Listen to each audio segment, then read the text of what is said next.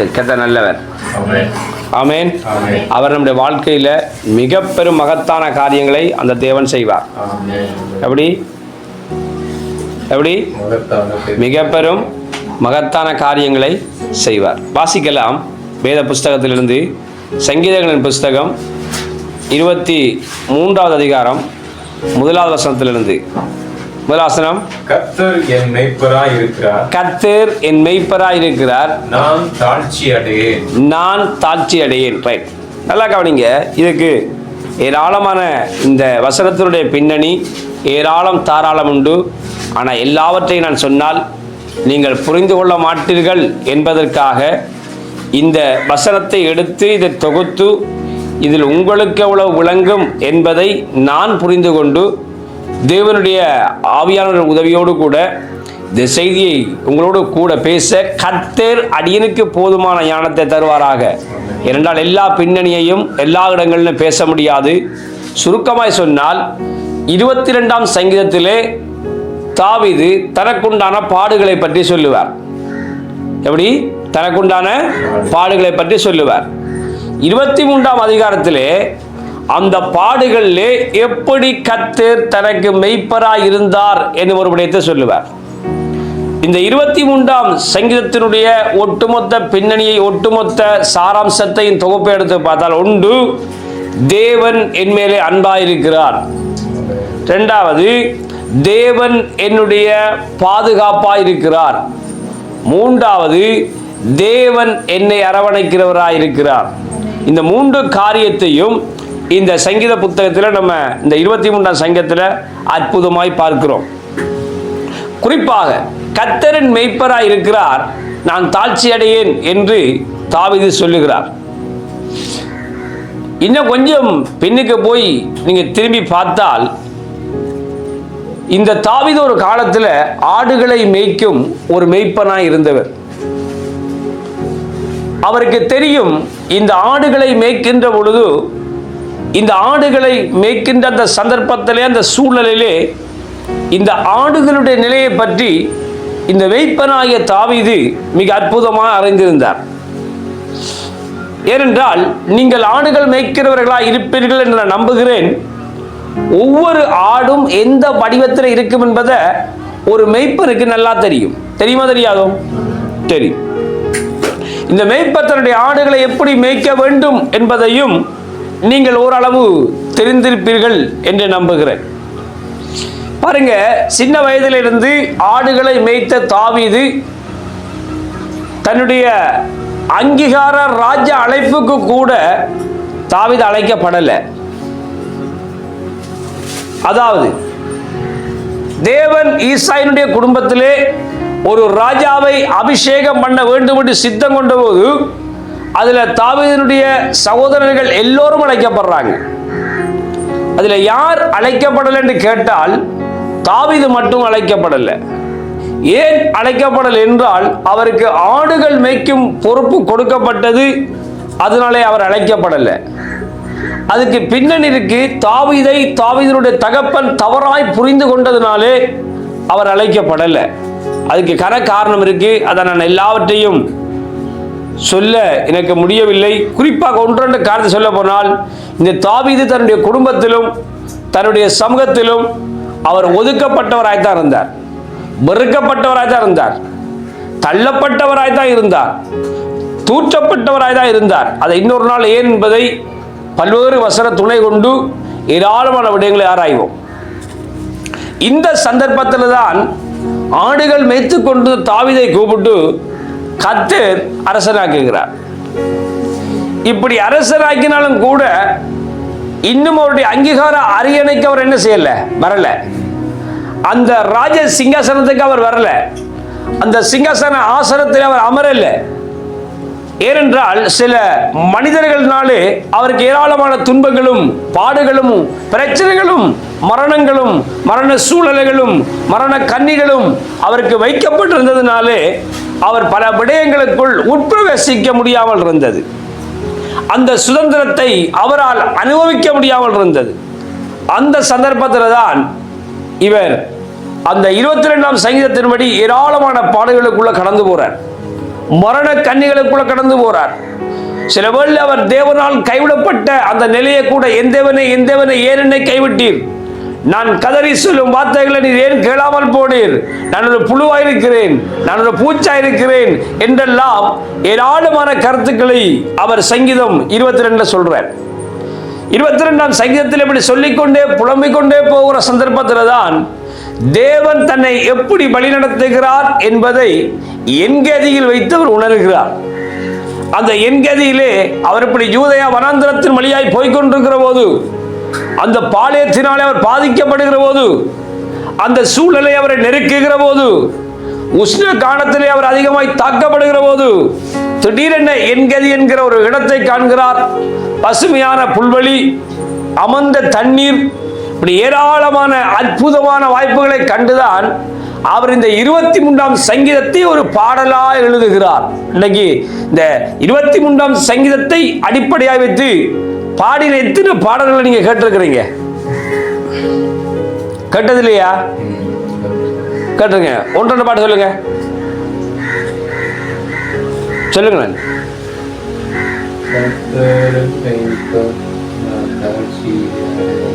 ஏராளமான தேவ பிதா எங்கள் மெய்ப்பனல்லோர் கேட்டிருக்கோம் இல்லையா? ஏராளமான பாட்டுகள் இந்த 23ஆம் சங்கீதத்தின் அடிப்படையில் வந்திருக்கிறது. ஆனால் இந்த 23ஆம் சங்கீதத்தில் தாவீதினுடைய உண்மையான உணர்வை நீங்கள் புரிந்து கொள்ள நான் உங்களுடைய இருதயத்தையும் உங்களுடைய சிந்தனைகளையும் தட்டிவிட விரும்புகிறேன். நல்லா கவனிங்க. கர்த்தர் என் மெய்ப்பர் என்று உரிமை கொண்டாடுறார். யாருடைய மெய்ப்பர்? கர்த்தர். கர்த்தர் என்னுடைய மெய்ப்பராய் இருக்கிறார். இப்ப கேள்வி, இப்ப அற்புதமான கேள்வி என்னவென்றால், கர்த்தர் உங்களுக்கு மெய்ப்பராய் இருக்கிறாரா? அடுத்தது, நீங்கள் கர்த்தரை உங்களுடைய சொந்த மெய்ப்பராய், உங்களுடைய சொந்த பாதுகாவலனாய், உங்களுடைய சொந்த அன்பா ஒரு பராமரிப்புக்குரியவராய் நீங்கள் ஏற்றுக்கொண்டிருக்கிறீர்களா? அவரை நீங்கள் அங்கீகரித்து இருக்கிறீர்களா? பாருங்க, அவர் சொல்றார், கர்த்தரின் மெய்ப்பராய் இருக்கிறார், நான் தாழ்ச்சி அடையேன். வேற என்ன சொல்றார்? அவர் என்னை புல்லுள்ள இடங்களில் மேய்த்து அமர்ந்த தண்ணீர்கள் அண்டையிலே என்னை கொண்டு போய் விடுகிறார். கர்த்தர் மெய்ப்பராய் இருந்தால் நிச்சயமா ஆட்டுக்கு எந்த இடத்திலே உணவு இருக்கும் என்பதை அந்த மெய்ப்பன் தெளிவாய் புரிந்திருப்பார். அந்த மெய்ப்பருக்கு தெரியும் என்னுடைய ஆடு என்ன நிலைமையில் இருக்கண்டு. இன்றைக்கு செய்தியே கர்த்தர் என் மெய்ப்பர், அவ்வளவுதான். கர்த்தர் என் மெய்ப்பர். சரி, தலைப்பு ரைட். நல்லா கவனிங்க. ஒரு மெய்ப்பருக்கு தெரியும் தன்னுடைய ஆட்டினுடைய நிலைமை. ஒரு மெய்ப்பருக்கு தெரியும் தன்னுடைய ஆட்டினுடைய காயம். ஒரு மெய்ப்பருக்கு தெரியும் தன்னுடைய ஆட்டினுடைய பசி. ஒரு மெய்ப்பருக்கு தெரியும் தன்னுடைய ஆட்டினுடைய தாகம். ஒரு மெய்ப்பருக்கு தெரியும் எந்த சூழ்நிலையில் என்னுடைய ஆடை நான் எப்படி நடத்த வேண்டும். பாருங்க, சங்கீதக்காரன் சொல்ற, கர்த்தரின் மெய்ப்பராய் இருக்கிறார், நான் தாழ்ச்சி அடையேன், அவர் என்னை புல்லுள்ள இடங்களில் மேய்த்து அமர்ந்த தண்ணீர்கள் அண்டையிலே என்னை கொண்டு போய் விடுகிறார். எப்படி? அமர்ந்த தண்ணீர்கள் அண்டையிலே என்னை கொண்டு போய் விடுகிறார். ஒரு நல்ல மெய்ப்பன் தன்னுடைய ஆட்டினுடைய சூழ்நிலையை மிக அற்புதமாய் புரிந்திருப்பான். தன்னுடைய ஆட்டினுடைய சூழ்நிலையை அற்புதமாய் தெரிந்திருப்பான். பாருங்க, இன்னொரு வசனம் படிப்போம். எசேக்கியேல் புஸ்தகம் 34வது அதிகாரம் 1 முதல் சில வசனங்களை படிங்க.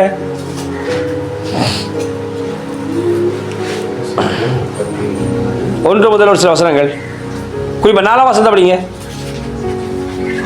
நீங்கள் பலவீனமானவைகளை பலப்படுத்தாமல், நசல் கொண்டவைகளை குணமாக்காமல், எலும்பு முறிந்தவைகளை காயம் கட்டாமல், துரத்துண்டவைகளை திருப்பி கொண்டு வராமலும், காணாமல் போனவைகளை தேடாமலும் போய் பலத்காரமும் கடூரமுமாய் அவைகளை ஆண்டீர்கள். மெய்ப்பன் இல்லாததினால் அவைகள் சிதறுண்டு போயின. சிதறுண்டு போனவைகள் காட்டு மிருகங்களுக்கு எல்லாம் இரையாயின. என் நாடுகள் சகல மலைகளிலும் உயரமான சகல மேடுகளிலும் அலைக்குண்டு பூமி மீதன் என் நாடுகள் சிதறி தெரிகிறது. விசாரிக்கிறவனும் இல்லை, தேடுகிறவனும் இல்லை. ஆகையால் மெய்ப்பரே கர்த்தருடைய வார்த்தையை கேளுங்கள். கர்த்தராகிய ஆண்டவராய் இருக்கிற நான் என் ஜீவனை கொண்டு சொல்லுகிறேன், மெய்ப்பன் இல்லாததினால் என் நாடுகள் சூறையாகி என் நாடுகள் காட்டு மிருகங்களுக்கெல்லாம் இரையாய் போயின. என் மெய்ப்பர்கள் என் நாடுகளை விசாரியாமல் போனார்கள். மெய்ப்பர்கள் மந்தையை மேய்க்காமல் தங்களையே மேய்த்தார்கள். ஆகையால் மேய்ப்பரே கர்த்தருடைய வார்த்தையை கேளுங்கள். கர்த்தராகிய ஆண்டவர் சொல்லுகிறார், இதோ நான் மேய்ப்பருக்கு விரோதமாக வந்து என் நாடுகளை அவர்கள் கையில் கேட்டு மேய்ப்பர் இனி தங்களே மேய்த்து போகாதபடிக்கு மந்தையை மேய்க்கும் தொழிலை விட்டு அவர்களை விலக்கி என் நாடுகள்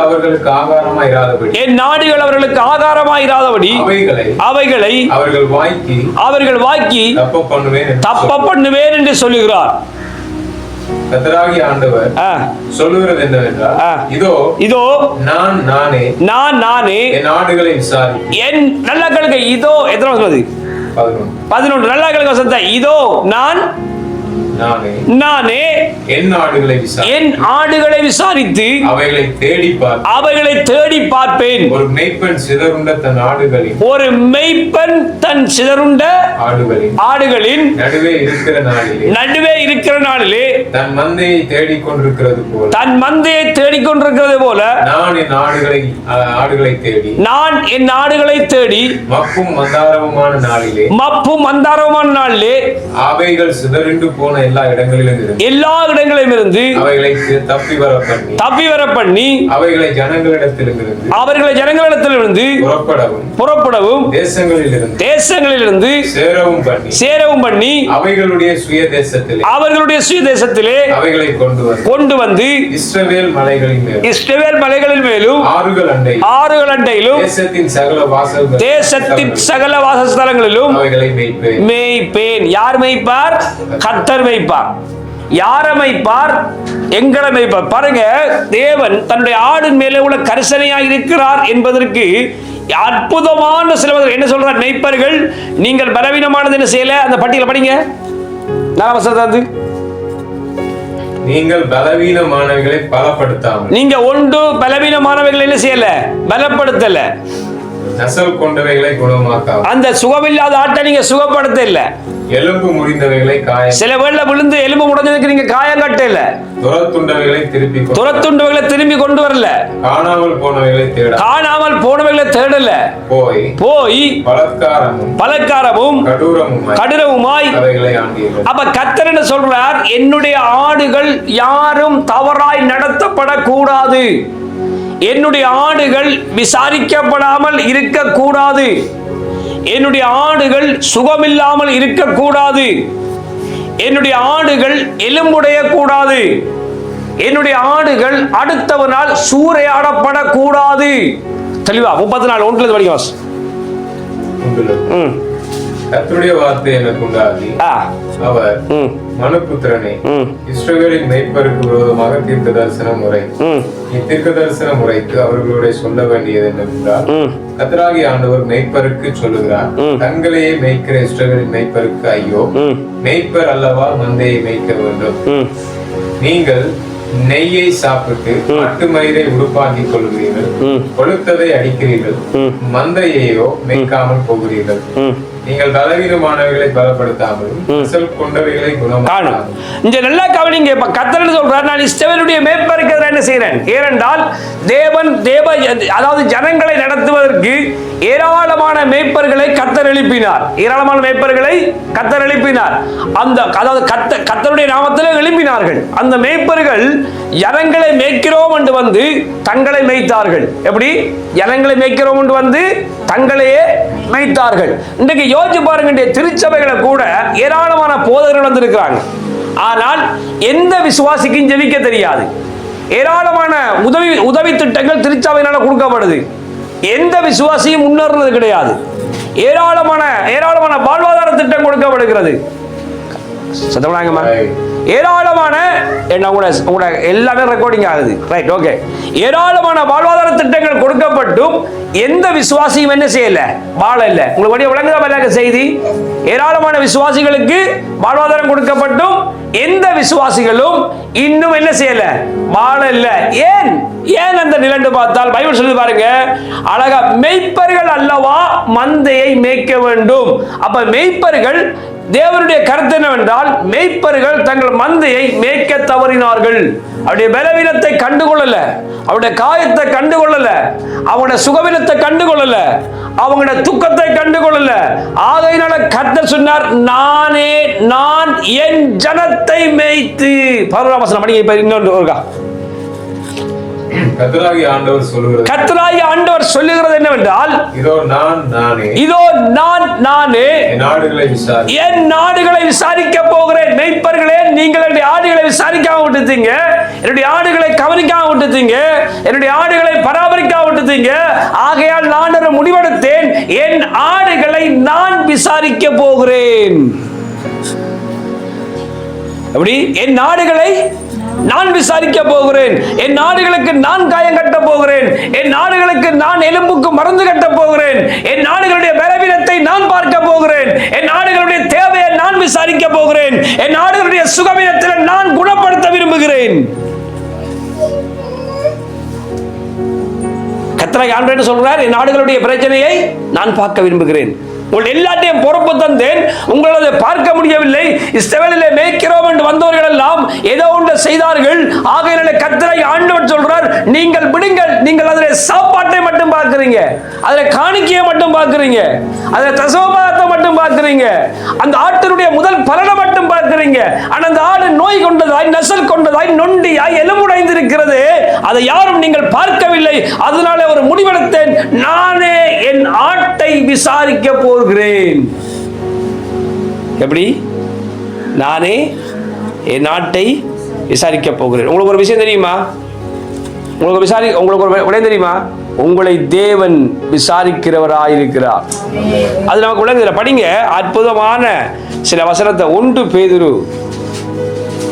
பேதுருல சில அற்புதமான வசனங்களுக்கு, அற்புதமான வசனம். 1 பேதுருல 5வது அதிகாரத்தில் 6வது வசனத்தை படிக்காவும். ஆகையால் ஏற்ற காலத்திலே தேவன் உங்களை உயர்த்தும்படிக்கு அவருடைய தலத்த கைக்குள் அடங்கியிருங்கள். அவர் உங்களை அவர் உங்களை விசாரிக்கிறவரானபடியால் உங்கள் கவலைகளை எல்லாம் அவர் மேல் வைத்து. இப்ப யார் விசாரிக்கிறாராம்? கர்த்தர். யாரை விசாரிக்க சொன்னவராம்? இஸ்ரவேலில் இருந்த போதர்மார. இப்ப அவங்க என்ன செய்யலையா? விசாரிக்க இல்லையா? இப்ப யார் அந்த விசாரிக்கிற பொறுப்பு எடுத்துக் கொண்டாராம்? கர்த்தர். அப்ப என்ன சொல்றார்? அவர் உங்களை விசாரிக்கிறவராயிருக்கிறபடியால் உங்கள் கவலைகள் எல்லாம் அவர் மேல் வைத்து விடுங்கள். எப்படி? உங்கள் கவலைகள் எல்லாம் அவர் மேல் வைத்து விடுங்கள். எவர் மேல்? கர்த்தர் மேல். அன்றைக்கு நம்ம கவலை யார் மேல வைக்கிறோம்? பாஸ்டர் மேல. பாஸ்டர் மேல. ஏன் பாஸ்டர் நீங்க எங்களை சந்திக்காம விட்டது எங்களுக்கு கடும் கவலை பாஸ்டர். நீங்க எங்களை வீட்டை ஜெபிக்க வராம விட்டதுனால நாங்க வேற சேர்ச்சிக்கு போறோம் பாஸ்டர். நீங்க பாஸ்டர் அங்க காய்ச்சல்ல கிடந்து நாங்க பாஸ்டர், நீங்க உதவி செய்யல பாஸ்டர். இதுக்கு பாஸ்டர் போன கிழமை பனடோல் குடிச்சு கலைச்சு போயிருப்பேன். ஏன்? அவருக்கு காய்ச்சல் ஏராளம், அந்த காய்ச்சலை பார்க்கறதுக்கு ஆள் இல்லை. ஆனா இவங்க சொல்லுவாங்க, காய்ச்சல் பாஸ்டர் நீங்க பார்க்க வரல. புலதானே, மனுஷன் பார்க்கிறானோ இல்லையோ, கார்த்திக் உங்களை பார்க்கிறாரோ இல்லையோ, சுபாகரன் உங்களை பார்க்கிறாரோ இல்லையோ, இரவும் பகலும் ஓயாமலும் தூங்காமலும் என்னை உண்டாக்கின என் தேவாதி தேவன் அவர் தூங்குவதும் இல்லை உறங்குவதும் இல்லை. அவர் தூங்குவதும் இல்லை உறங்குவதும் இல்லை. என்னை உண்டாக்கிய என் தேவாதி தேவன் அவர் நடக்காங்கம்மா. தூங்குவதும் இல்லை உறங்குவதும் இல்லை. அவர் தூங்குவதும் இல்லை உறங்குவதும் இல்லை. அற்புதமான பாட்டு இல்லையா? உன்மேல் அவர் கண்ணை வைத்து ஆலோசனை சொல்லுவார். அற்புதமான வரிகள் இருக்கு இல்லையா? இல்லையா? சத்தியத்தின் பால் நடத்துவார்கள் இருக்கு இல்லையா? அப்ப தேவன் உன்னை, அவர் இஸ்ரவேலின் தேவன், தூங்குறதும் இல்லையா உறங்குறதும் இல்லையா? உன்னை உண்டாக்கின தேவன் உன்னை கவனித்துக் கொண்டே இருக்கிறாராம். உன்னை உண்டாக்கினது எப்படி இருக்கிறார்? உன்னை கவனித்துக் கொண்டே இருக்கிறார். படிங்க சங்கீதம், அற்புதமான வசனம் 121 சங்கீதம் 2ஆம் வசனத்தை படிக்காவும். கொஞ்சம் வேகமாக உதவி செய்தீங்களா நான் என்னோட லைனை முடிச்சிடுவேன். 2ஆம் வசனத்திலிருந்து, வானத்தை பூமியை உண்டாக்கினேன், கர்த்தரிடத்திலிருந்து எனக்கு ஒத்தாசை வரும். உன் காலை தள்ளாட விட்டார், உன்னை காக்கிறவர் உறங்கார். இதோ இஸ்ரவேலை காக்கிறவர் உறங்குவதும் இல்லை தூங்குவதும் இல்லை. தொடர்ந்து, கர்த்தர் உன்னை காக்கிறவர், கர்த்தர் உனது வலது பக்கத்திலே உனக்கு நிழலாய் இருக்கிறவர். பகலிலே வெயிலாகிலும் இரவிலே நிலவாகிலும் உன்னை சேதப்படுத்த மாட்டாது. ஏனென்றால், நல்லா கேட்டுக்கொள்ளுங்கள், ஏனென்றால் கர்த்தர் உங்களுடைய மேய்ப்பராயிருக்கிறார். பாருங்க, கர்த்தர் என்னவா இருக்கிறார்? உங்களுடைய மேய்ப்பராக இருக்கிறார். அது மட்டும் இல்லாமல் அமர்ந்த தண்ணீர்கள் மத்தியில் நடத்துகிறார், புல்லுள்ள இடங்களில் மேய்க்கிறார்.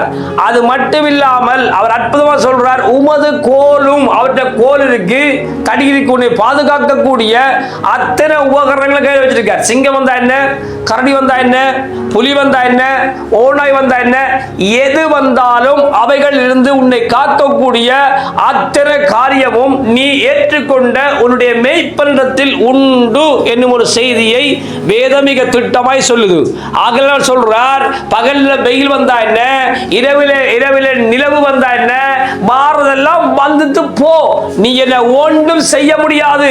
ஏனென்றால் கர்த்தர் என்னுடைய வலது பக்கத்தில் இருக்கிறார், அவர் எனது நிழலாய் இருக்கிறார், அவர் எனது நம்பிக்கையாய் இருக்கிறார், அவர் எனது பலனாய் இருக்கிறார், அவர் என்னுடைய மேய்ப்பராய் இருக்கிறார். நான் அவருடைய பாதுகாப்பின் குடையின் மேல் இருக்கிறபடியால் ஆகையினாலே சத்துருவே நீ வெள்ளம் போல புரண்டு வா. ஆவியினாலே குடபிடிக்கிற தேவன் ஒருவர் என்னுடைய பட்சத்தில் இருக்கிறபடியால் நான் உன்னதமானுடைய மறைவில் இருக்கிறேன், சர்வ வல்லவரின் நிழலில் இருக்கிறேன். ஆகையாலே சத்துரு அம்ப விட்டா என்ன, அக்கினியை விட்டால் என்ன, அவரை தாண்டாமல் என்னிடத்தில் வர முடியாது. முழங்கின கையை தட்டி தேவனை மையப்படுத்துங்க.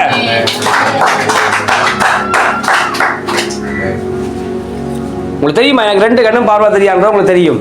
நான் எங்கே நான் போறேன்? யாழ்ப்பாணம் போறேன், முல்லைத்தீவு போறேன், கிளிநொச்சி போறேன், பவனியா போறேன், யாழ்ப்பாணம் போறேன், கூப்பிட்டா வழி நடம் போவேன். எனக்கு எதுக்கும் பயம் கிடையாது. ஏன் சொல்லுங்க?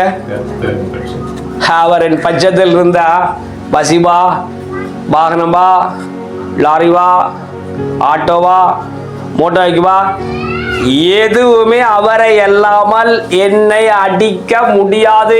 ஏனென்றால் நான் அவருடைய குடையின் கீழே, அவருடைய பாதுகாப்பின் கீழே, அவருடைய கோலும் அவருடைய தடியும் எனக்கு வருகிற அத்தனை பிரச்சனைக்கும் சலன்ஸ் கொடுக்கறதுக்கு, சவால் பண்றதுக்கு அந்த கோலும் தடியும் இருக்கு ஐயா. நான் எதுக்கும் பயப்படுறதும் இல்லை, எதுக்கும் கலங்கிறதும் இல்லை. ஏனென்றால் எனக்கு தெரியும், நான் போற வாகன டிரைவர் தூங்கிடுவார், நான் போற என்ற கையை பிடிச்சிருக்கிற மனைவியை கூட தூங்கிடுவா. ஆனால் என்னை இமைப்பொழுதும் பாதுகாத்து எனக்காக தூங்காமல் ஒருவர் இருக்கிறாரே, அவருடைய பார்வையில் உங்களுடைய முடிகள் எல்லாம் எண்ணப்பட்டிருக்கிறது. ஆகவே அவைகள் விழுறதா இருந்தா கூட அவருடைய அனுமதி இல்லாமல் உங்களுடைய ஒரு முடி கூட நரமயிரை எழுப்ப முடியாது. இதை நீங்க மிக திட்டமாய், மிக ஆழமாய் உங்களுடைய மனதில் வச்சிருக்க வேண்டும். நீங்க நினைக்க கூடாது, என்னை யார் பார்க்கிறது, என்னை யார் பராமரிக்கிறது, என்னை யார் விசாரிக்கிறது. ஐயா, நீ உண்மையான ஆடாய் தேவனுக்கு இருக்கிறாயான்றதான் கேள்வி. நீ உண்மையான ஆடா? நீ அவரை உன்னுடைய வாழ்க்கையிலே மேய்ப்பராய் ஏற்றுக்கொண்டாயா, அல்லது ஏதோ அந்நிய மேய்ப்பர்களை போல ஏற்றுக்கொண்டாயா? பாருங்க, கர்த்தருடைய ஆட்டை குறித்து எவ்வளவு மேய்ப்பர்கள், போதகர்கள் தவறுகிற போது அவர்களை கண்டிக்கிறார். எங்களுடைய ஆடுகளை சரியாய் மேய்க்கவில்லை, என்னுடைய ஆடுகளை சரியாய் பராமரிக்கவில்லை, என்னுடைய ஆடுகளை சரியா போஷிக்கவில்லை, என்னுடைய ஆட்டுக்கு நீங்கள் கொடுக்கவில்லை. என்னதான் நீங்கள் கொடுக்காவிட்டாலும் நான் அவர்களின் மேய்ப்பனாய், நான் அவர்களின் தலைவனாய், நான் அவர்களின் இரட்சகராய், நான் அவர்களின் கர்த்தராய் இருக்கிறபடியால் என் ஜனங்களை நானே விசாரிப்பேன். சிலவல்ல மனுஷ வாழ்க்கையில சில குழப்பங்கள் இருக்கு. மனுஷ வாழ்க்கையில சில குழப்பங்கள் இருக்கு. என்ன, என்னை யார் பாப்பா, என்னை யார் விசாரிப்பா? ஐயா, சத்துரு செய்யற வேலை என்ன தெரியுமோ? உன்னை திசை திருப்புறது. எப்படி எப்படி திசை திருப்புறது? தேவன் இந்த கனியை சாப்பிடவனான்னு சொன்னவரோ? ஓ, சொன்னவர். அப்படியா? ஏன் அது சாப்பிட்டா என்ன? அது இல்லம்மா உண்மை, நீ தேவனை போல் மாறிடுவா. அப்படியா? சத்துருட நோக்கம் என்னவென்றால், அதாவது உனக்கும் தேவனுக்கும், உனக்கும் மெய்ப்பருக்கும் இருக்கிற நல்ல உறவை கெடுக்கிறது. அப்படி உனக்கும் தேவனுக்கும் இருக்கிற நான் ஆராதிக்கும் தேவன் இயேசு என்னை தப்புவிக்க வல்லவர். நான் ஆராதிக்கும் தேவன் இயேசு என்னை தப்புவிக்க வல்லவர். அடுத்த படிக்க பார்க்கலாம். அவர் ஜீவனுள்ளவர், வல்லமையுள்ளவர், இவனுள்ளவர், வல்லமையுள்ளவர், நேத்துமின்றும் என்றவர், நேத்துமின்றும் மாறாதவர். நான் ஆராதிக்கும் தேவன் இயேசு என்னை தப்புவிக்க வல்லவர். நான் ஆராதிக்கும் தேவன் இயேசு என்னை தப்புவிக்க வல்லவர். அதுல ஒரு வரிய படிக்கிறார் இந்த பாடகர். எரியும் சூளையே 7 மடங்காய் எரிந்திடு, என் தேவன் தப்புவிக்க வல்லவர். நல்ல பாட்டு இல்லையா? நீ பாவன் நெருப்ப மூட்டு, சாத்ரான் மூட்டு நெருப்ப, ஏய் தீய கடல் மூட்டு, மண்டில் உள்ள கொள்ளையவனு பறி. சாத்ராக், மேசாக், ஆபத் நேகோ நெருப்புல நின்றா. அந்த இடத்துக்கு விரும்பியோ விரும்பாமலோ 3 நவர் போனால் அந்த தீயில இயேசுவும் கால் வைத்தே ஆக வேண்டும். ஏனென்றால் என்னுடைய மேய்ப்பன் நான் தங்குற இடத்துல தங்க வேண்டும், நான் இருக்கிற இடத்துல இருக்க வேண்டும். என்னை கரடி கடிக்க வந்தாலும், என்னை சிங்கம் கடிக்க வந்தாலும், என்னை புலி கடிக்க வந்தாலும், முதலாவது கடிக்க வேண்டியது என்னை அல்லையா, மேய்ப்பன கடி. 2வது என்ன கடி? சாப்பிட்றோம்னா என்ன சாப்பிட இல்லாது. 2 மேய்ப்பன் எனக்கு முன்னே போறார், நான் அவருக்கு பின்னிக்கிறேன், அவரை பார்த்துக்கோ. முதலாவது. 2 என்னட்டவா என்றால், நீ அக்கினி வந்தா என்ன, சூழ வந்தா என்ன, புயல் காற்று வந்தா என்ன, எது வந்தாலும் அவரை தாக்கித்தான் என்கிட்ட வரணும். ஆகையினால நான் எந்த கலக்கவும் இல்லை. ஆமேன். ஏனென்றால் என்னை மேய்க்கிறவர், என்னை விசாரிக்கிறவர் தேவர். பாருங்க, அவர் சொல்ற, கர்த்தரின் மேய்ப்பராய் இருந்தால் நான் தாழ்ச்சி அடைய மாட்டேன். நேற்று ஒரு கூட்டத்துக்கு போய் கொண்டிருந்தேன். உண்மையிலேயே ஒரு கவலையான விடயம். போய் அந்த கூட்டத்துக்கு போகிற இடத்த என்னுடைய ஏடிஎம் போய் உள்ளுக்க மெஷினில் போட்டு பார்த்தா எந்த காசும் இல்லை. அதில் கொப்பி காசில் மட்டும் இருந்துச்சு. கொப்பி காசு, அதாவது இந்த புத்தகத்துக்கு போகிற அடிப்படை காசுன்னு ஒன்று இருக்கும். அதில் ஒரு 500 ரூபாய் ஒரு இது நான் போய்த்தேன். ஆனால் முடிய வந்து பார்த்தா என்னுடைய தேவையை சந்திக்கிற அளவுக்கு அந்த கூட்டம் முடிவதற்குள்ளாகவே என்னுடைய அக்கௌண்ட்டில் பணம் இருந்தது. ஏனென்றால் அவருக்கு தெரியும், என்னுடைய புள்ள பசியாக இருந்தால் அந்த கூட்டத்தை கூட கவனிக்க மாட்டான்னு அவருக்கு தெரியும். எந்த மைண்டில் எனக்கு பசி வந்துச்சா இருந்தா சொல்கிற செய்தி கூட காதில் கேட்காது. அதனால தான் நீங்கள் இன்றைக்கு என்னுடைய செய்தியை கேட்க மாட்டீங்க, சிலவழில் புழைச்சி போயிருமோ வேண்டுதான். நேற்றைய நாட்களில் அவ்வளோ கூட்டத்திலையும் பாசருக்கு கால் பண்ணி, சாப்பாடு பாசர் என்னன் அவர் எனக்கு ஃபோனில் கேட்குது, வதனி எனக்கு கூப்பிட்றது கேட்குது எனக்கு காதில். அங்கே வந்து அவர் அங்கே ஆயத்தம் வச்சுக்கார், இன்றைக்கு இந்த செய்தி நீங்கள் வடிவாக கேட்கணும்னு தான் அற்புதமான சாப்பாடு ரெடி பண்ணியிருக்கு. சத்தஸ்தயாளி அப்ப அற்புதமான சாப்பாட்டை ரெடி பண்ணி உங்களுக்கு பக்கத்தில் வச்சிருக்கிறேன் என்றால் உங்களுக்கு ஒரு நம்பிக்கை ஊட்ட வேண்டும். இவர் 12 மணியாவை போதிச்சாலும் நமக்கு சாப்பாடு இருக்கு. கர்த்தர் நல்லவர். பாருங்க, நல்லா கவனிங்க. ஆகையினால பாருங்க, ஆண்டவர் சொல்றார், நீங்க என்னுடைய ஆட்டை மேய்க்க தவறித்தீங்க, ஆகையினால என்னுடைய ஆட்டை நான் என்ன செய்ய போறேன், மேய்க்க போகிறேன். அது சொல்றார் பாருங்க, நான் மரண இருளின் பள்ளத்தாக்கில் நடந்தாலும் பொல்லாப்புக்கு பயப்படேன். என்னண்டு? ஏன்? என்னுடைய மேய்ப்பன் யாரு? கர்த்தர். அவர் எப்படி இருக்கிறார்? தூங்கவும் இல்லை, உறங்கவும் இல்லை. அவர் என்னை காக்கிற தேவர் எனக்கு பக்கத்தில் இருக்கிறார். ஆகையினால நான் மரண இருள் என்ன, பள்ளத்தாக்கு என்ன, எது வந்தாலும் ஆயத்தம். ஏனென்றால் நான் பொல்லாப்புக்கு பயப்படேன், தேவன் என்னோடு இருக்கிறபடியால். ஆனா இன்றைக்கு அப்படியா? அப்படியா? ஒரு கொரோனா வரட்டுமே, இந்த வருது அடுத்தால, நான் சொல்றேன் பான்றேன் அந்த கொரோனாவை, பா, அப்பதான் எனக்கும் உலகத்தாருக்கு வித்தியாசம் தெரியும். ஐயா, கடந்த நாட்கள்ல ஒரு உங்களுக்கு தெரியும், வீரோனால ஒரு அக்கா செத்து போய்த்தா. நான் நினைக்கிறேன் அந்த ஹாஸ்பிட்டல் வந்து தம்பலாவத்தில் இருக்குன்னு நினைக்கிறேன். அந்த கொரோனாவினுடைய அதி உச்சக்கட்ட மக்களை பார்க்கிற அந்த கொரோனாவில் மருத்துவர்கள் அமைச்சிருக்கிற ஹாஸ்பிட்டல் அங்கே போய் ரிங்கோ தமிழாவோ கந்தராவோ தெரியல. அதில் வந்து கடந்த நாட்களில் நானும் இன்னொரு பாஸ்டார் வந்து அந்த இடத்துக்கு போயிருந்தோம். போனால் நிறைய பேர் சொன்னாங்க, ஐயா அது கொரோனாவினுடைய அதி உச்சம், நீங்கள் அங்கே போக வேண்டாமண்டு. நேரடியாக அந்த இதுக்குள்ளே போய் அவங்கள பார்த்து அவங்களுக்கு அந்த பொடிக்கு பெட்டியெல்லாம் எடுத்து கொடுத்து உள்ளுக்க போயிட்டு இங்கே வந்தால் என்னுடைய தெரிஞ்சவர்கள் என்ன செய்கிறாங்கண்டா, ஒரு போன் வாங்கின அந்த பெட்டி இருந்தது, அந்த கவர், அந்த கவரை வந்து கடப்பில் கேட்டில் கொடி வச்சுட்டு போகிறாங்க. ஏனென்றால் எங்களுக்கு கொரோனா தொத்து இருக்குமென்ற ஒரு நம்பிக்கையில். ரெண்டாவது பார்த்தா சமூகம் இங்கே என்னோட வந்த ஒரு பாஸ்டரை வந்து 2-3 நாள் தடுப்பு காவலில் வச்சுட்டாங்க கொரோனா ஆண்டு. ஆனால் நான் என்ன செய்தேன், என்னை யாரும் தடுக்கக்கூடாது என்பதற்காக எல்லாருடைய வீட்டுக்கு மனமலண்டு போய்விட்டு சொன்னேன், என்னை தடுக்கிறதா இருந்தால் இந்த அத்தனை ஒன்றையும் தடுக்க வேண்டும் என்று.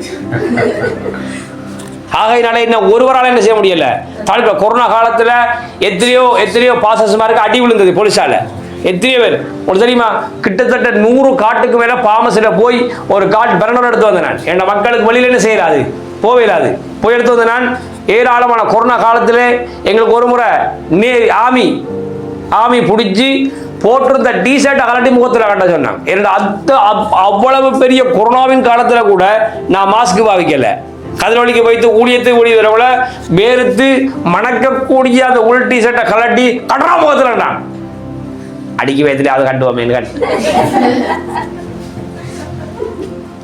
அவனுக்கு சொல்லலாமா விசுவாசத்தை கட்டு சொல்ல. ஆனா வேறு டிஷர்ட் எப்படி இருக்கும். கொரோனாவின் காலத்துல எங்களை பிடிச்சி ஹெல்மெட் எல்லாம் அடிக்க வந்தவங்க, நீ எப்படி வருவா கொரோனாவின் காலத்துல? நான் வருவேன். நோய் வராதா? வராது. உங்களுக்கு தெரியுமா எத்தனை கொரோனா ஆக்களுக்கு போய், அதுக்காக அடுத்தவங்க சொல்றல பாசறிஞ்சால வந்துடுறாங்க. எத்தனையோ கொரோனா பேஷண்ட் சொன்னாங்களா, இந்த கையை வச்சு ஜாமடித்து வந்தாலும் நேரடியாக. இன்றைக்கும் ஹாஸ்பிட்டல் போறேன், ஏராளமான தொற்று நோய் நோ யாரும் இல்லை. இயேசுவின் நாமத்தில் நான் சொல்றேன், நீ சுகமாகி ஆகணும். நான் கட்டளறேன், நீ சுகமாகி ஆக வேணும் ஐயா. ஏனென்றால் உன்னுடைய மேய்ப்பன் கர்த்தர் என்றால் உன்னுடைய காயங்களை கட்ட அவரால் முடியும். எத்தனை கொரோனா வந்தது, ஏராளமான பிரச்சனை வந்தது, எல்லாவற்றையும் கடந்து போய் வந்துட்டோம். காரணம் என்றால் எனக்கு கொரோனா வந்தா முதல்ல யாருக்கு வரணும்? கொரோனா ஆண்டவருக்கு கொரோனா வர வேணும். நான் ஹாஸ்பிட்டல் இருக்க முதல்ல அவர் என்ன செய்ய வேணும்? அவர் இருப்பாரோ? அவர் இருக்காத கொரோனா ஹாஸ்பிட்டல்ல கார்த்திக்கும் இருக்க மாட்டான், நீங்களும் இருக்கப்படா, நிர்மலாக்காவும் இருக்கப்படா, கலாமாவும் இருக்கப்படா. நான் சாக மாட்டேன். கொரோனா என்ன தொடையலாது. ஏனென்றால் கொரோனா மேய்ப்பரா இருக்கிறார், அவர் என்னை பாதுகாக்கிறார். நான் எப்படி சாகுறது? யோசிச்சு போன வருஷம் செத்து இருந்தா இப்ப உங்களுக்கு யாரு பிரசங்கம் பண்ற? யாரு பிரசங்கம் பண்ற? வேறவங்க என்ன பிரசங்கம் பண்ணுவாங்க தெரியுமோ? அம்மா நீ பாவி மனம் திரும்ப பண்ணுவான் சொல்லுவானே இல்லையோ.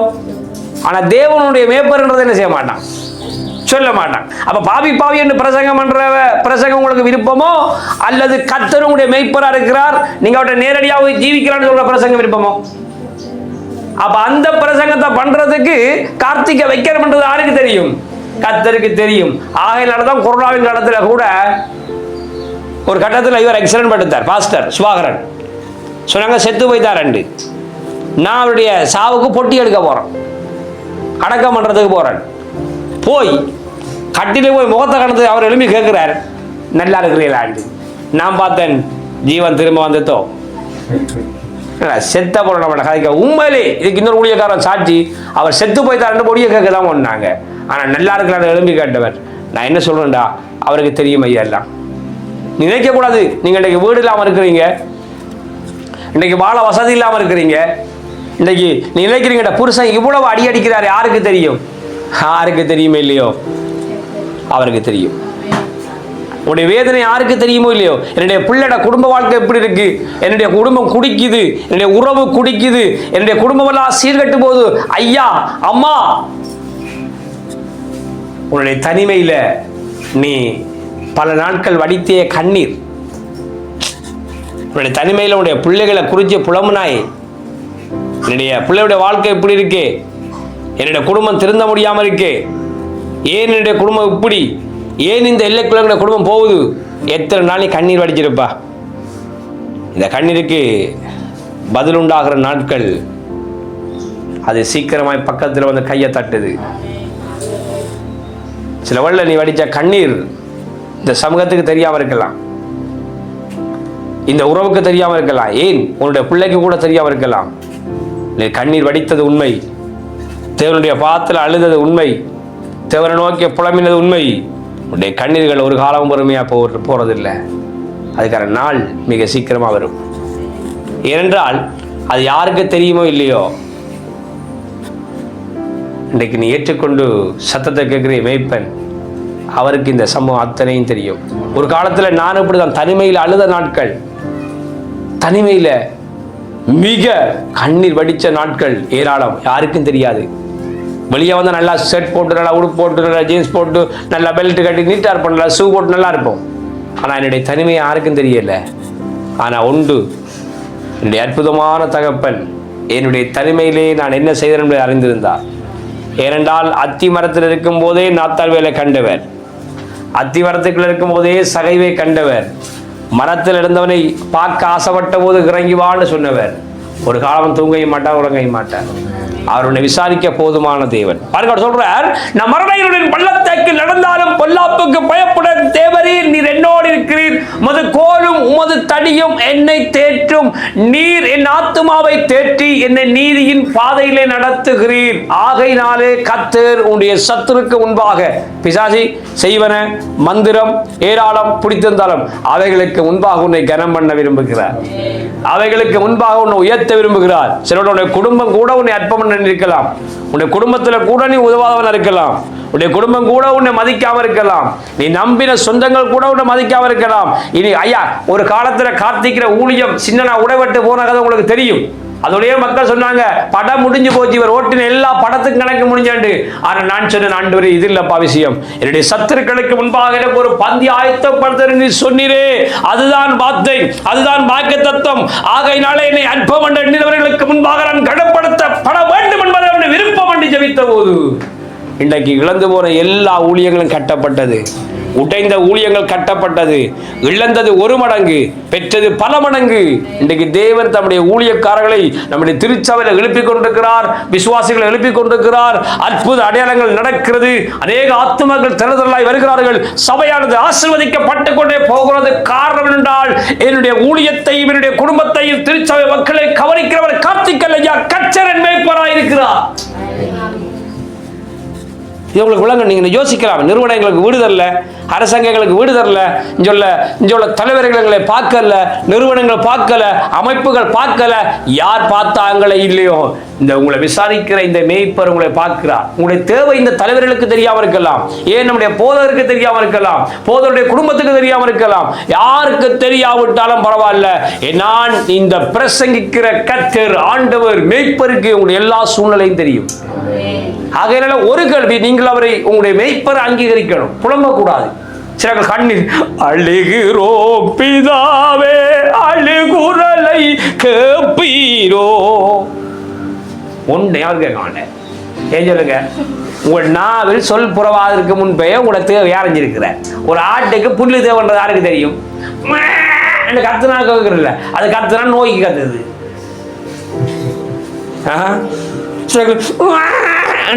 அது கிடா, அது வேற ஒன்று காத்துது. சில குட்டி அது குட்டி, அது பாலுக்கு கத்துது.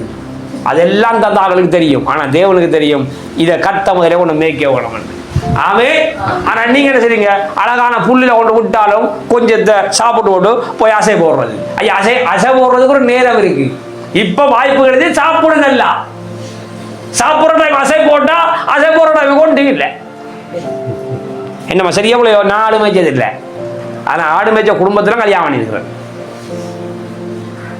சரியா போல என்ன சொல்றது, எப்ப ஆடு அசை போடணும், எப்ப அசை போடணும்?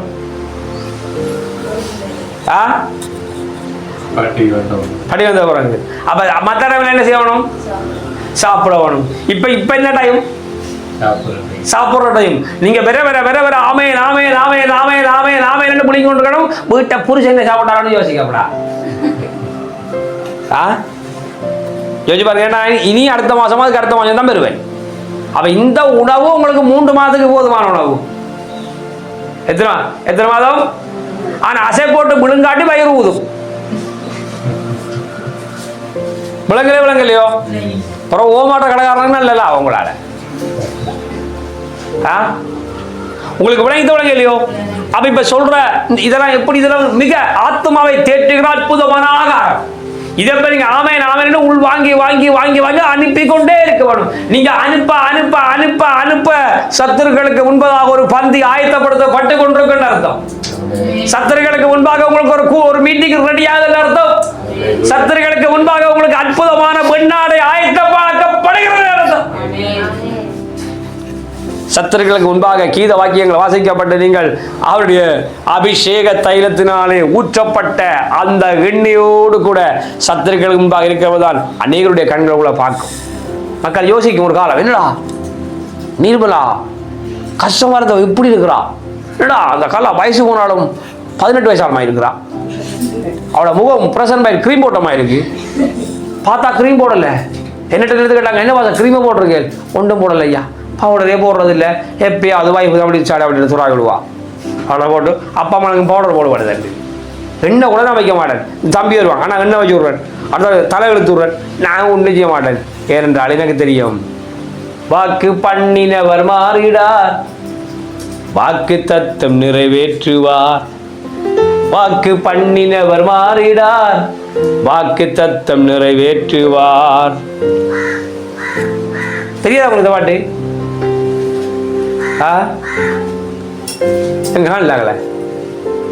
சொன்னதை செய்வார். எப்படி? என்ன சொல்லி இருக்கிறார்? கர்த்தரின் மேய்ப்பராக இருக்கிறார், நான் தாழ்ச்சி அடையேன், புல்லுள்ள இடங்களில் வைத்து அமர்ந்த தண்ணீரை கொண்டு போய் விடுகிறார். அடுத்தது காணல, அவரின் ஆத்மாவை தேற்றி தம்முடைய நாமத்தில் நீதியின் பலன் நடத்துகிறார். நான் மரண பள்ளத்தாக்கில் நடந்தாலும் பொல்லாப்புக்கு பயப்படேன், தேவரீர் உமது கோலும், தேவரினோடு இருக்கிறீர், உமது கோலும் உமது தடியும் என்னை தேற்றும். என் சத்துருக்களுக்கு முன்பாக நீர் எனக்கு ஒரு பந்தியை ஆயத்தப்படுத்தினா படுத்தியே ஆக வேணும் கர்த்தர். ஏனென்றால் அவர் சொன்ன அவர் கர்த்தரே இப்ப யோசிப்பாரு, நான் இவனை வர பாடு, நான் ஒரு பந்தியை ஆயத்தப்படுத்தணும் இப்ப கேட்கிறவன பந்தி. அல்லேலூயா. அப்பாவே யோசிக்கிறேன், நாளைக்கு தரணும், இன்றைக்கு கேட்கிறேன், நான் விரும்புறேன் அப்பா பந்தியை தரணும். ஆமென் சொல்லுங்க. அல்லேலூயா. என்று அவர் சொல்லியிருக்கார், சத்துருக்களுக்கு முன்பாக உனக்கு ஒரு பந்தி ஆயத்தப்படுத்துவேன். எங்க பந்தி பாருங்க, கடைசி வாசகம் சொல்லும், நான் நீடித்த நாட்களாய் கர்த்தருடைய வீட்டில் நிலைத்திருப்பேன், நன்மையும் கிருபையும் என்னை தொடரும். அப்ப ஆறாவது வீடியும் சீக்கிரம் தொடருதோ, பெத்தலையும் பார்க்கும் தொடருதோ?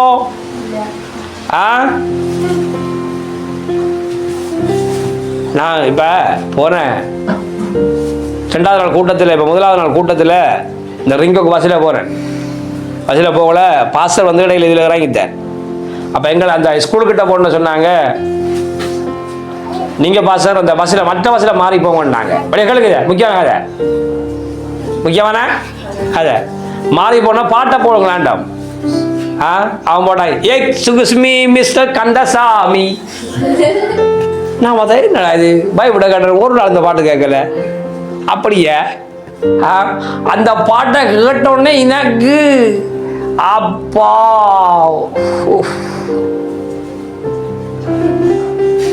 இது ஆத்மாக்குரிய ஆகாரமா சரீரத்துக்குரிய ஆகாரம் விளங்காமலே வைத்து பாட்டு கேட்டீங்களா? நீங்க பார்த்துருப்பீங்க, படம் பார்த்தீங்களா? சொல்லுங்க. யோசிச்சு பாருங்க, ஆளுக்கு ஆளா சண்டை பிடிக்கிறாங்க, போடா போடி போடா போடி சண்டை பிடிக்க கேட்குது எனக்கு. அப்படிதான் கேட்டது அந்த பாட்டு, அப்படிதான் இருக்க தெரியல. எனக்கு சிரிக்கிறதா கத்துறதா ஆரம்பிச்சு. நன்மை மட்டும்தான் உங்களை தொடரணும், கிருபை மட்டும்தான் உங்களை தொடரணும்.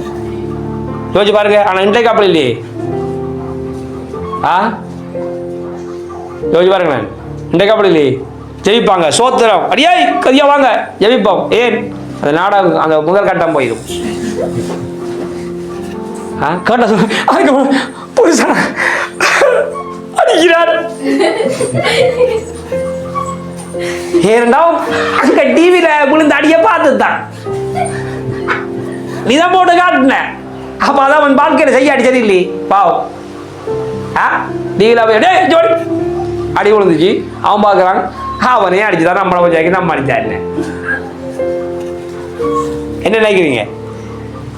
செட்டியா பிள்ளையோ ஒரு படம் பார்க்குற இடத்துக்கு செய்கிறதுக்கு தானே. எனக்கு ஒரு புள்ள கட்டிச்சு, ஒரு கதை இளம்புள்ள தாவீது வந்து பஞ்சாவோட பாவஞ்சிரா இல்லையா, சரி தானே, அதை டிவியில் காட்டினா அப்படி இருக்கும்.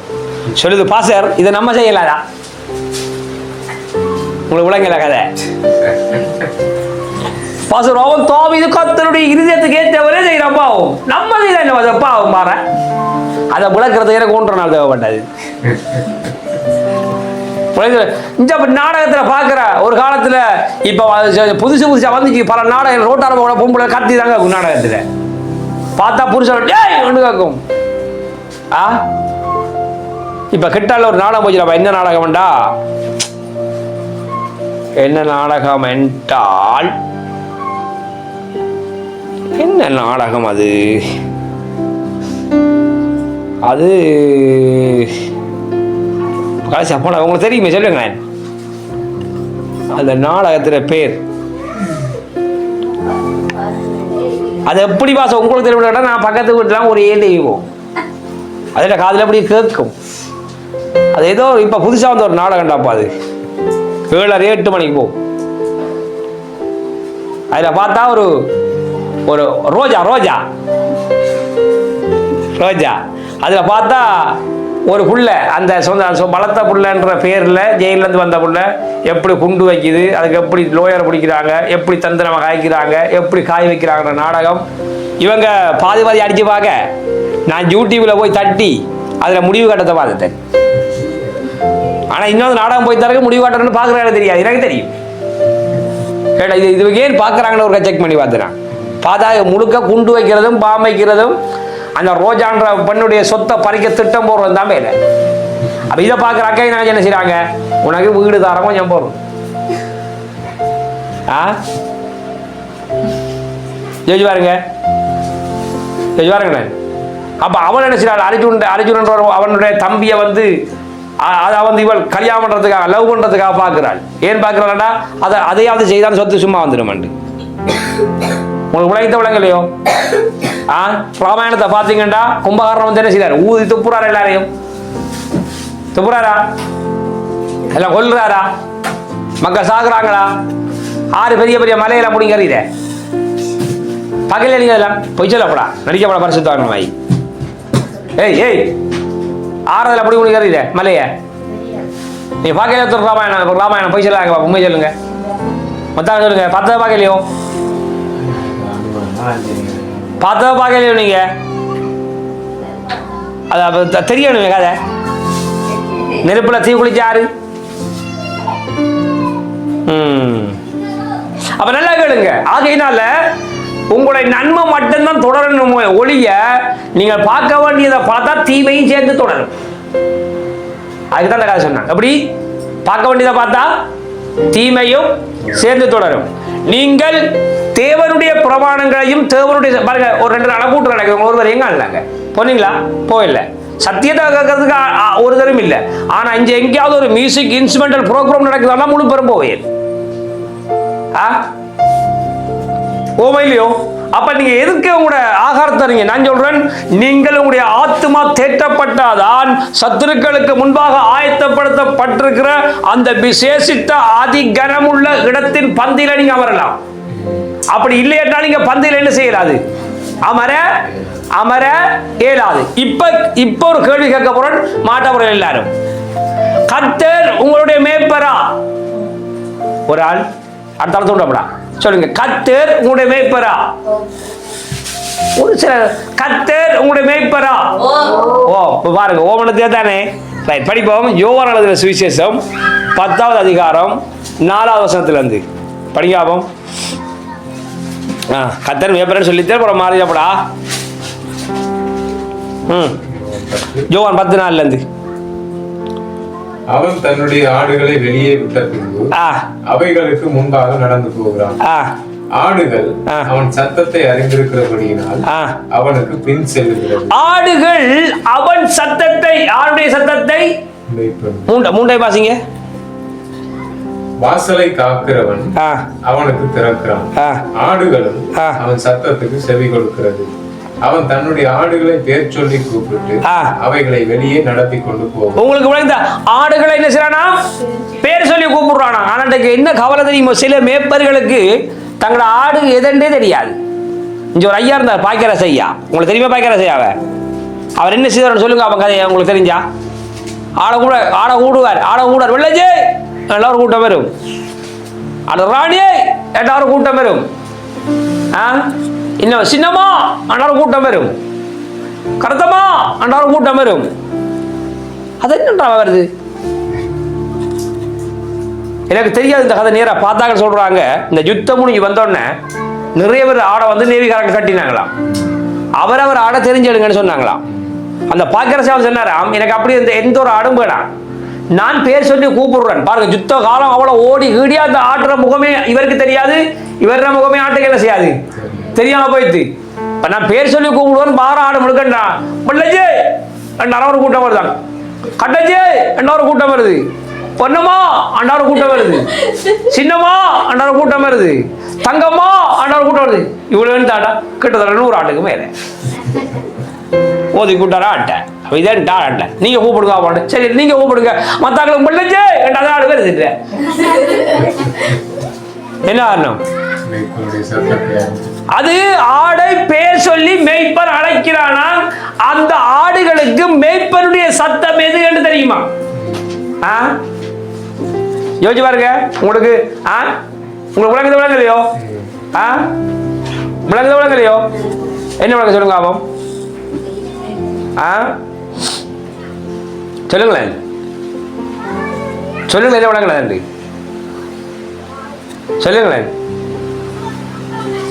காணலையா ஆகல? சொல்லுங்களேன். உங்களுக்கு உங்களோட மேய்ப்பனுடைய சத்தம் தெரியுமோ? எப்படி இருக்கும் சொல்லுங்க ஆபம். இல்லாட்டி நான் போற முன்னால நீ வாடி பின்னால காய்கறி தோட்டத்துக்கு பாச அதை விட்டு இதை கொஞ்சம் படிங்க. பாச நல்லா இருக்கிற மாதிரி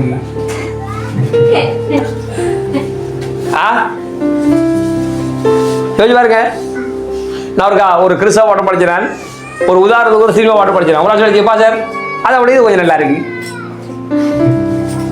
ஐயா, நான் சினிமாவோட காலத்தில் பாடகராக இருந்தாள், உங்களுக்கு தெரியுமோ? கோயில்ல நல்லா படிப்பேன், மிதமிதமா படிப்பேன். யோசிச்சு பாருங்க. இதுக்கு இது அப்ப இப்படி என்ன செய்வாங்க? அந்த கூட்டத்துக்கு போனேன் நான் பப்ளிக்ல சொல்றேன், அவங்களுக்கு தெரியுதானே. இந்த 2 நாள் கூட்டத்துல நான் பார்த்தேன், இந்த வசதியோட பொடியை கேட்கறாங்க, உன் லவ் அப்படி போகுது, நான் முன்னுக்கிறேன் சொல்ல முடியாதான்னு மாறுறாங்க. பசங்களை கேட்டதானே சத்தம். அப்ப நான் அப்ப இந்த வாலிப பிள்ளைகள் பசியில வந்தா லவ் கதை கேட்டு எனக்கு கலாச்சி போகுது. அது மட்டும் சார் சொல்லுவாங்க, பாசர் உங்களோட நம்பிதான் விடுறேன், அது போனோட வேற பக்கத்துல நிற்கும், என்னை நம்பிதான் விட்டு இருக்கான். இப்ப நான் என்ன வாப்பா செய்யறேன்னு நான் பண்றேன். உங்களுக்கு விளங்க இல்லையோ? அடிங்க, யாருடைய சத்தத்தை ஐயா கேட்கறீங்க? மேய்ப்பனுடைய சத்தம். கர்த்தருடைய மேய்ப்பரா? தாட்சியடையில நீங்க இன்றைக்கு நிறைய பேருக்கு கிறிஸ்தவ குடும்பத்தில் இருந்தாலும் மர்மம் இன்னும் போகவில்லை, கஷ்டம் இன்னும் போகவில்லை, துன்பம் இன்னும் போகவில்லை. ஏன் போகல சொல்லுங்க? ஏன் போகலன்னு சொல்லுங்க? கர்த்தர் உடைய மேய்ப்பரா இல்ல. கர்த்தர் உடைய மேய்ப்பரா இல்ல. அது அப்படி பாச நீங்க சொல்லுவேன், நான் சொத்திரம் இயேசுநாதா, உமக்கென்றும் சொத்திரம் இயேசுநாதா, சொத்திரம் செய்கிற மின்னாடி யார் திரு கரசட்டியும் சொத்து பாறையிலும்.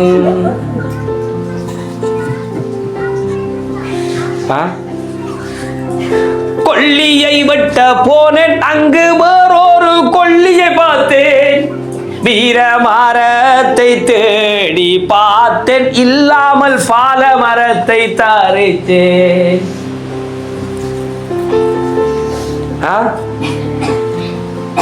அது மட்டும் இல்ல, நல்ல கொள்ளியை தேடி பார்த்தேன், அது ஒன்றும் கிடைக்காமல் போனதினால் பச்சை கொள்ளியை வெட்டி அதை காய வைத்து கள்ள தந்திரமாய் வித்தேன். இதான் பாட்டு சொல்ற. கத்தருமே பிரார்த்தனை பாசம் இருக்கிற இருப்பார். வேற ஒரு கத்தர் கையா அப்படி சொல்லுங்க. வேற ஒரு கத்தர் இருப்பார். கையா அப்படி சொல்லுங்க. அந்த கத்தர் எப்படி வருது தெரியுமோ? திருடுற கத்தர், கொல்ற கத்தர், அழிக்கிற கத்தர். நான் சொல்ற கத்தர் எப்படி என்றால் ஜீவனை கொடுக்கவும். ஒரு ஆள் மாத்திரம் தெரியும் பாருங்க. தெரியுது எல்லாரும் முகம்? எல்லாரும் நல்லா பிரசன்மேல் கிரீமோட பழிச்ச மின்னு முகம். அப்ப ஜபத்தினால தெய்வ பிரசனமாவது தெரியுதோ? போக மாட்டது. மத்தாக தெரியல போல. நான் சொல்ற கத்தர் எந்த கத்தர் என்றால் ஜீவனை கொடுக்கவும் அந்த ஜீவன் பரிபூர்ணப்படும் வழியில வந்த கத்தர். அல்லேலூயா. உங்களுக்கு விளங்குதா சப்ஜெக்ட்? அப்ப ஆகையினால இப்ப கேள்வி, கத்தரை உங்களுடைய மேய்ப்பர் உங்களுக்கு தெரியுமோ? தெரிஞ்சால் நீங்கள் மேய்ப்பன் முன்னுக்கு போவார். நீங்க அவருக்கு பின்னால் அவருடைய சத்தம் கேட்டால் மேய்ப்பருக்கு பின்னால போவீங்க. இல்லையா பேரோட்டுக்கு பின்னால போவீங்க. எங்க போக உங்களுக்கு விருப்பம்? ஆடுகளை மேய்ப்பன் பேர் சொல்லி அழைக்கிறான். அந்த பேரை கூப்பிட கூப்பிட ஆடு போகுதான். இது ஞாயிற்றுக்கிழமை வந்து பார்த்தா 3 நாள் ஆட்டுக்கு மேல காணலையே. அப்ப மத்த ஆடுலாம் என்ன ஆடு? கட்டகாளி ஆடு. கட்டகாளி ஆடு எதுக்கு உதவும்? ரூபாய்க்கு. உங்களுக்கு விளங்குதா விளங்கலையோ? இன்றைக்கு நிறைய சொல்ல போனாங்க. கிறிஸ்துமஸ் ஆண்டு பார்த்தா சேர்ச்சி விட்டாங்க ஆக்கள். அப்பா பாசம் சொல்லுவாங்க 2 வாகனம் விடுங்க. ஆனா ஞாயிற்றுக்கிழமை வராது ஒரு வாகனத்தில் பாதி தான் எங்க பாசம் மிச்சாக்கள். அவங்கள பாசம் சொல்லுவார், நானும் சோத்திர பண்ணதுக்கு ஆசை கொடுப்பேன். உங்களுக்கு விளங்குதா விளங்கலையோ? அப்ப கேட்ட சொல்றது, அது பாஸ்டருக்கு என்ன தெரியும்? எனக்கு இருக்கிற மர்ம கஷ்டம் இல்லையே. வசனம் அப்படி சொல்லலையே. கர்த்தர் மேய்ப்பர் தனித்தா அடையப்படா, பசி இருக்கப்படா, பட்டினி இருக்கப்படா. இல்லாட்டி அந்த மேய்ப்பர் உன்னை சரியா மேய்க்கலையோ அல்லது நீ மேய்ப்பரோட சத்துக்கு சரியா கீழ்படுகலையோ? சொல்லுங்க, நீங்களே சொல்லுங்க. சொல்லுங்களேன். இன்னவருக்கு போதனை முடியல. இருக்கு. இப்போ ஒரு பாதி தான், இன்னொரு பாதி இருக்கு. அதுக்குதான் சாப்பாடு ஏற்படுத்தி வச்சிருக்கு. பாசர் இப்பயே சொல்றோம்ல, பாசர் அடுத்த மாதிரி இந்த மனுஷன் வந்தா எங்களை கொஞ்சம் முந்தி சொல்லுங்க.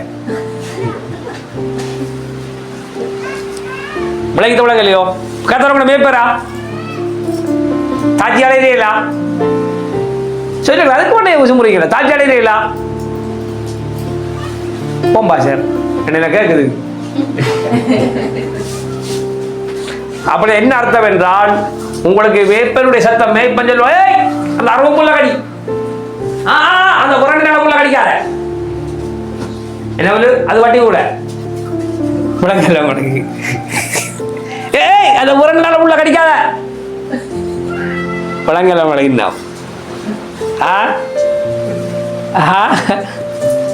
2 புள்ள கடிக்காத வட்டி கூட. சத்தம் கேட்கறலையா அவளுக்கு? கேக்குதாடே? சமுத்திரம் சொல்லுவோம், அப்பா சூப்பர் போடா 38,000 கோப்பியில போடணும். சத்தம் கேட்கறலையா உங்களுக்கு? கேட்டதை கேட்கலையோ? கேள்விப்படுகிறாங்களோ? அதான் அடுத்த கேள்வி.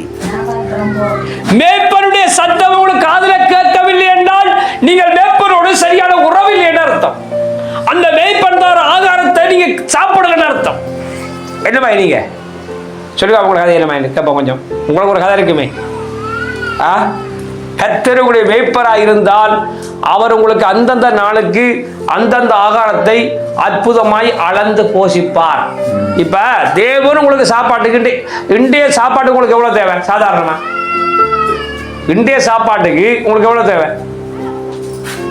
எவ்வளவு தேவை? நடந்துறியாங்க? யாரு நடந்தா? எவ்வளவு தேவை உங்களுக்கு இந்திய சாப்பாட்டுக்கு? இல்ல வாயிருக்கு தானே சொல்லுங்க. இந்திய சாப்பாட்டுக்கு எவ்வளவு தேவை?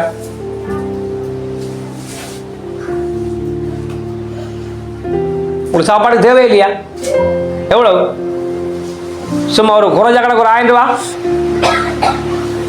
சொல்லுங்களேன். 1000 ரூபாய் கத்த தார, அதுல 300 ரூபாய் கொண்டு சாராயத்தை கொடுத்தா சொல்லுங்களேன். 400 ரூபாய் கொண்டு பித்தாள சாமான கொடுத்தா அதுல 4 3 7 300 ரூபாய் மிச்சம். காலை சாப்பாடு பண்ணா சாப்பிடலாம். அப்ப அப்புறம் சொல்றது சித்தியானா அள்ளி சபாஸ்த வாங்கின பித்தாள சாமான விழுங்கு நல்லா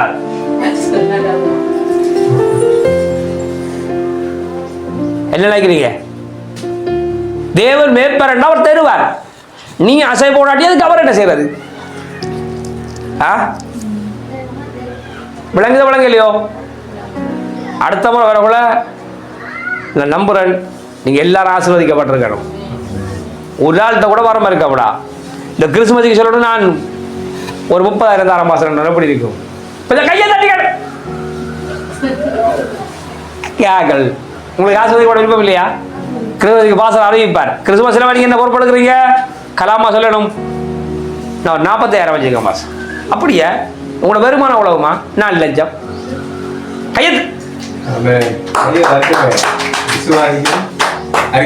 நீர்மலா கடை வருவாங்க என்னமா ஒரு 70,000 வாசம். அப்ப உங்களோட வருமானம் 7,50,000. ஐயா ஹல்லேலூயா. ஏனென்றால் கர்த்தர் உங்களுடைய மேய்ப்பர். கர்த்தர் உங்களுடைய மேய்ப்பர். குமாரட்ட வந்தாலும் அதை கேட்பாங்க என்னம்மா வீடு ஏசி ஓடிக்குவா சார். அப்படியே முன்னுக்கு அதை கேட்பது 2 லட்சம் ரூபாய் வாசம். ஏனென்றால் உங்களுடைய மேய்ப்பன் இந்த உலகத்திலிருந்து உங்களை வேறுபடுத்தி வித்தியாசப்படுத்தி உங்களை அழகு பார்க்க விரும்புகிறார். அனைத்து நாள் வரை இதுவரை என்னை பிறகாத வாக்கு தத்தம் பிரசன்னமே உடைந்த நாட்களில் கூடவே இருந்து சுகமாக்கும் மருத்துவம் பிரசன்னமே.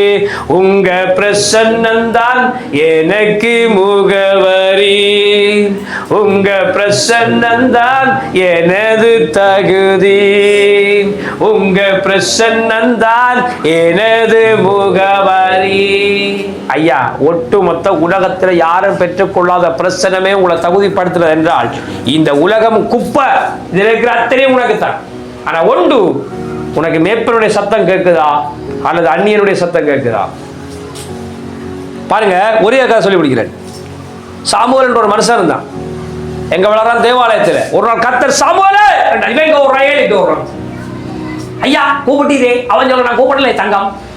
அடுத்த கடை போய் படையா சபலே புறமு ரயில் ஐயா ஏரிக்கு விளங்குது. இது நான் இல்ல, இது கத்து. சாமுவேல் சொன்னார் அடியேன் இருக்கிறேன் சொல்லும். அப்பதான் அவன் தீர்க்கதரிசி. கருத்து தட்டி கத்திரப்படுத்துங்க. இன்றைக்கு அடியேன் இருக்கிறேன் சொன்னாரோ அன்றைக்கு தான் அடிதான் தீர்க்கதரிசி. ஆனா ஏரிட்ட போனா தீர்க்கதரிசி இல்ல, கத்திட்ட போனா தீர்க்கதரிசி. ஆமே. நீங்க எங்க போறீங்க? நீங்க எங்க போறீங்க? ஞாயிற்றுக்கிழமை பாஸ்டர் இந்த கிழமை மட்டும் வேலைக்கு வைத்து அடுத்த கிழமை வாரேன். வேதம் சொல்லுது 6 நாளும் சேர்த்து வைங்க, 7ஆம் நாள் கடைசியா கொட்டுப்படும். அதை ரெட்டத்தனையா அல்லே. உங்களுக்கு செய்தியில என்ஜாய்மெண்ட் காணாது.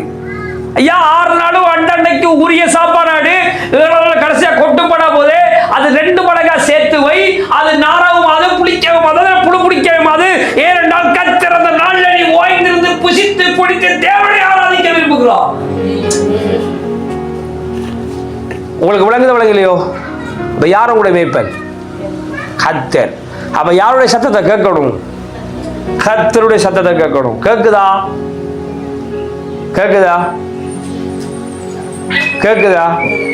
உம்பாத்தையாலே சொல்லுங்க. உம்பாத்தையாலே காற்றும் திரும்பி போனது, உம்பாத்தையாலே கடல் தலைகு நின்றது. ஆவைகளோடு பேசினீரே, என்னோடு பேச மாட்டீரோ? ஆவைகளோடு பேசினீரே, என்னோடு பேச மாட்டீரோ? என்னோடு பேசும் இயேசுவே. வாயை திறந்து சொல்ல கொஞ்ச நேரம். என்னோடு பேசும் இயேசுவே, நீர் வந்து பேசாதிருந்தால் என் வாழ்க்கை சிதைந்து போகுமே. நீர் வந்து பேசாதிருந்தால் என் வாழ்க்கை துளைந்து போகுமே. தந்தை தன் குழந்தையை சாதிருப்பாரோ, தாயும் தன் பிள்ளையை கொஞ்சாதிருப்பாரோ. நல்லா தந்தை தன் குழந்தை கூட பேசாதிருப்பாரோ, தாயும் தன் பிள்ளையை கொஞ்சாதிருப்பாரோ. நல்லா கரத்த ஒரு கரத்த. நாருந்த குழந்தை அல்லவோ, என்னோடு பேச மாட்டீரோ. நான் உந்தன் குழந்தை அல்லவோ, என்னோடு பேச மாட்டீரோ. என்னோடு பேசும் இயேசுவே, என்னோடு பேசும் இயேசுவே, நீர் வந்து பேசாதிருந்தால் என் வாழ்க்கை துறைந்து. எல்லாரும் எழுந்து நிக்கலாம், எல்லாரும் எழுந்து நிக்கலாம், எல்லாரும் எழுந்து நிக்கலாம், எல்லாரும்.